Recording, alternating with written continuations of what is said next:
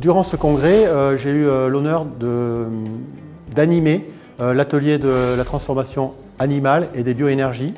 Pendant ce congrès, les principaux points importants qu'il faut ressortir de cet atelier, c'est le sorgho est un ingrédient principal dans l'alimentation animale, notamment pour sa teneur en protéines, en phytase, en lysine, également pauvre en tanins. Ça, c'est un premier point.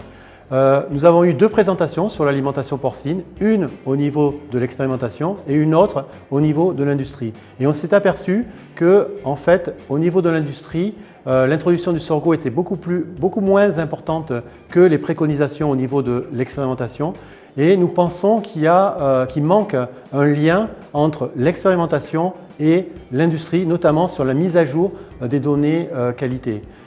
Nous avons aussi eu une présentation d'une entreprise russe qui produit 79 000 œufs par an, qui, elle, nous a expliqué qu'elle introduisait 7% de sorgho dans les rations. Par contre, le sorgho étant sans carotène, pour avoir un jaune d'œuf intense, c'est nécessaire d'introduire du carotène naturel. L'autre point important, ça a été des présentations sur les bioénergies, notamment Total Energy, qui courageusement bascule aujourd'hui vers les bioénergies pour diminuer son empreinte carbone.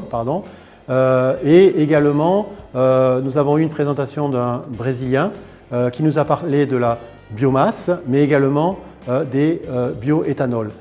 Voilà, c'est des points qui sont très importants parce que l'alimentation animale, c'est 60% de la consommation de céréales en Europe et les bioénergies, c'est 20%. C'est une opportunité pour le développement du sorgho en Europe.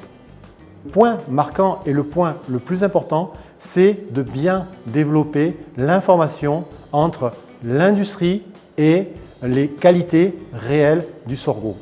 D'ailleurs, on a beaucoup parlé de la nécessité d'avoir un cours officiel du sorgho.